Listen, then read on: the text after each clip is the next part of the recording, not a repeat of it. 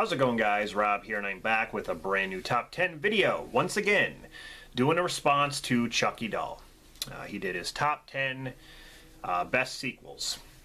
And this was kind of a hard one. It was harder than doing the worst sequels because there are a lot of fantastic sequels out there. And obviously I couldn't name them all. But I do have some honorable mentions that did not make my list. My list is pretty straightforward. But, yeah, that's what I want to do right now is talk about the honorable mentions. First up is Spider-Man 2 with Tobey Maguire. I think that movie, I think it is superior to the first film. And to me, Spider-Man 2 is still my favorite Spider-Man movie, standalone movie. Whether, you know, beating out the Andrew Garfield ones or even the Tom Holland ones, they just do not compare to Spider-Man 2. It's just so well done, and I love Dr. Octopus as the villain. So very, very well done. The next one is Dark Knight. Yes, The Dark Knight did not make my list. And to be honest, you know, Batman Begins is my favorite of the trilogy, the Nolan trilogy, and I know a lot of people are like, what? But yeah, Batman Begins is my favorite. Dark Knight is very well done. It did not make my list because the other ones I love more, but very, very good movie. You got Batman Returns, which, you know, I love the first Batman more, but Batman Returns is an excellent sequel. It's way better than, you know, Batman Forever and Batman and Robin, of course, but Batman Returns. Nightmare on Elm Street 2, Freddy's Revenge, great sequel. Definitely my favorite out of all of them. Blade Runner 2049, which is a sequel that kind of blew me away. Like, when I saw it in the theater, visually it was stunning. I'm like, this is a masterpiece. This movie's awesome. And wow, Jared Leto, he's awesome. Like, finally, you know, as the Joker, he sucked, but now we get him as kind of a villain in that movie in Blade Runner. I'm like, wow, he's really good. But yeah, like Harrison Ford's character, I liked him even more than I did in Force Awakens, returning as Han. There was just something about Blade Runner that it was so well paced with the music, and it just felt like Blade Runner. So next up is Child's Play 2, which would have made my list if it wasn't for the others. Child's Play 2, in my opinion, is one of the greatest horror sequels ever. And especially when it comes to Child's Play, the Chucky movies, Child's Play 2 is just unbeatable. I still don't think they could ever beat it. Child's Play 3 is pretty close. There are haters for Child's Play 3, and I do not understand it at all. I love Child's Play 3. But anyway, Child's Play 2, excellent. So, those are just some that I wanted to mention. Now we're going to get on to my top 10, starting with number 10. And this movie would be higher on my list if it wasn't for the others. Jaws 2 comes in at number 10. A sequel that no one ever talks about. It's either part 3 being like a guilty pleasure, part 4 sucking, or the first one is a masterpiece. But no one talks about Jaws 2. I mean, Chief Brody going up against another shark. And again, he takes it out. I love it. You know, he saves a bunch of kids who are stranded on their boats, and he goes out to save them. I loved it. Everything about it. You know, deals with his family again and shark attacks. It's really, really good. So it's a sequel that I think more people should see that haven't. Number 9 is Superman 2. Superman 2, for me, is better than the first Superman movie, even though I love that one too. But, you know, Superman 2, the Richard Donner cut, I can't really tell which one I like better. I think I might like the theatrical better than the Richard Donner, but there are things about the Richard Donner that I do like a little bit more. But Superman 2, to me, felt like a fleshed out Superman movie. Like, we got to learn more about his, you know, Superman himself. And I love Zod and his gang. Like, I love them. So it was really, really good. Number 8 is Return of the Jedi. My favorite Star Wars sequel. You know, a lot of people say Empire Strikes Back. I totally get it. I love Empire Strikes Back. I love all 3 of the originals, but Return of the Jedi for me has everything. I love the confrontation between Luke and Vader, and then Luke and the Emperor. I even like the Ewoks. I don't even care about the Ewoks. A lot of people bitch and complain about the Ewoks. You know what? I'd rather see them than the stupid Gungans. I'm sorry. Gungans. They did absolutely nothing. But anyway, yeah, Return of the Jedi has it all for me. I just love the movie. So that's number 8. Coming in at number 7 is Halloween 2. The original Halloween 2, 1981. I love the whole hospital setting. I love that Jamie Lee Curtis came back and Michael is stalking her once again. I love the kills and the fact that he's just walking so slow in that hospital. He doesn't care. He doesn't care if he's on camera or he's walking down a hallway and someone sees him. He doesn't care. He's walking around with this little bitty, itty-bitty scalpel thing. He doesn't care. Great movie. Number 6 is Back to the Future 2. And that's probably the movie I've seen the most out of the Back to the Future movies. Part 3 was one that I'd always give, negative reviews to because I didn't really care for the Wild West setting back then. But now I actually love that movie and actually consider Back to the Future to be a perfect trilogy. But Part 2 is so cool. It continues, it starts off where the last one ended. It's like Marty never gets a break. It's like he just got back. He switched, the timeline a little bit, fixed his family, and then Doc shows up. And then they go in the DeLorean to the future now. Now we get to see the future, which is really, really awesome. The flying cars was always a really cool thing when I was younger, seeing the flying cars. I'm like, man, I want one of those. I want one of those flying cars. Just a really cool story. I really dig what they tried to do, with the whole almanac thing, how Biff basically changed the timeline by, stealing the almanac and stuff. Just fantastic. Great movie. Number 5 is Indiana Jones and the Temple of Doom. Now, what's funny about Temple of Doom is the movie didn't come out until after Lost Ark. But timeline-wise, the movie comes before Raiders. So it goes by chapters, and Temple of Doom is actually the first chapter. But the movie didn't come out until after Raiders. So it's a little bit it's kind of a weird thing, but I'm just going to list it here as a sequel because it came out after Raiders. So yeah, I love Temple of Doom. It's the darkest of all the Indiana Jones films. And there are people out there that actually consider Crystal Skull over Temple of Doom. I honestly don't get it. Your opinion's your opinion. I'm trying to understand. Temple of Doom is so good. It is so good. Great characters. Everyone hates Kate Capshaw. They think that she's annoying and stuff. I thought she was fine. A damsel in distress is nothing new. I mean, Indiana Jones needs to be the hero. And Willie, Kate Capshaw her character kind of changes in the third act. She actually becomes stronger, more strong-willed. She actually fights back and stuff.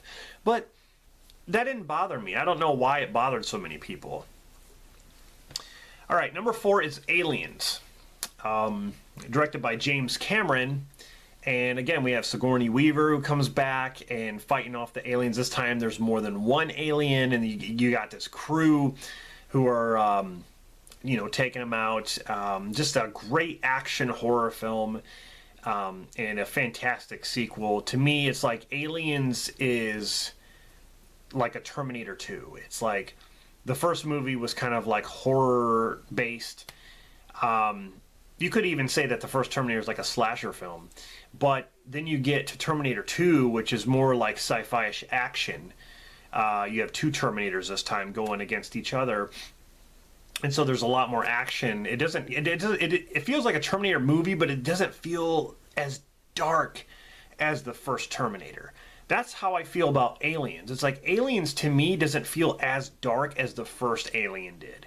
The first Alien had that atmosphere and setting, the scariness of the one alien going around. This one, it just felt like there's a bunch of aliens, but I didn't feel that same horror atmosphere as I did in the first movie. Even though Aliens, like I said, fantastic sequel. Number 3 is Terminator 2. Judgment Day. One of the best sequels ever made. And again, I love the first Terminator. The first Terminator is my favorite. Terminator 2 is a great sequel. I love everything about it. Robert Patrick as the T-1000. All the character moments, some of the one-liners that Arnold says. Just the effects. The effects were so good when the T-1000 would do stuff. What's wrong with Woofy? I can hear him barking. Woofy's fine, honey. Woofy's just fine. Where are you? Your foster parents are dead. Yeah, fantastic movie. Terminator 2. Coming in at number 2 is Dawn of the Dead. The original Dawn of the Dead, which is the sequel to Night of the Living Dead. Dawn of the Dead is hands down my favorite zombie film. I've said it time and time again that movie is so well paced. I love the mall setting. I love the fact that these characters who are so different, they kind of find common ground and live up in the mall, and they have to be careful of zombies, but at the same time, they have to be careful of looters, like people who are going around stealing stuff, and like biker gangs and things like that. It's not just the zombies, but I love how they try to close the mall off, like they barricade the front doors with these trucks and block them so no one can get in there. And then they go in the mall and clear the whole mall out because there's zombies inside the mall. They lock the doors, shoot all the zombies inside, pile them up, and then they got the whole mall to themselves. Like, I always thought, when I first saw this movie, I'm like, what would it be like to go to be in a mall all by yourself, or maybe with some people, and you have the whole place to yourself to do whatever you want. You don't have to worry about going into a store to pay for anything. You just take it off the racks or whatever. What would that be like? That would be, I mean, it would be amazing. That huge place, you could do whatever you want. I love that. It's just amazing. So, Dawn of the Dead comes in at number 2, and I think you can guess what my number 1 is. It's the same as Julie's, Rocky 2. It's without a doubt Rocky 2. Rocky 2 is one of those sequels, again, that I think is kind of flying under the radar. Not many people talk about Rocky 2. They talk about how Rocky 1 is such a masterpiece, and it is. It is. Rocky 3 with Mr. T, where Mickey dies, kind of a pivotal moment in the series. Rocky 4 being the best. A lot of people say that Rocky 4 is the best, and I get it. Rocky 5 being the worst. Rocky Balboa being a good comeback and a very sad movie. But you don't hear about Rocky 2. What I love about Rocky 2 is redemption. The character gets redemption for what he tried to do in the first movie, what he tried to accomplish. He tries to do more this time. He tries to go for the belt, even though at first he didn't want to. There's so much stuff in this movie that they tried to fit a lot in. I mean, the fact that Rocky gets married, they move to a new house, they get a new car, Adrian's pregnant, she, you know, when she has the baby, she drifts into a coma. She doesn't want Rocky to fight. Apollo is making fun of Rocky, trying to get him to fight in a rematch, even though he said there ain't going to be no rematch. Hey, Apollo, you give me your best? Yeah. You get that chump in the ring right now. Anyway. Rocky has a lot on his plate in this movie. I mean, even they're hurting for money because he can't do commercials. So what does he do? He tries to get a manual labor job. He ends up getting cut from that. He's trying really hard to work, but then he knows that he has to fight. He has to fight because that's what he's good at. That's how he's going to make his money to support his family.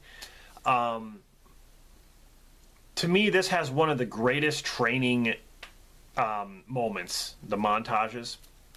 I get chills every time when he's in the junkyard or when he's like doing the one-handed push-ups, when she's like, I want you to do something for me, and he's like, what? And she's like, when what are we waiting for? Like that part right there, and you hear the bells ding ding, ding, ding, ding, ding. That's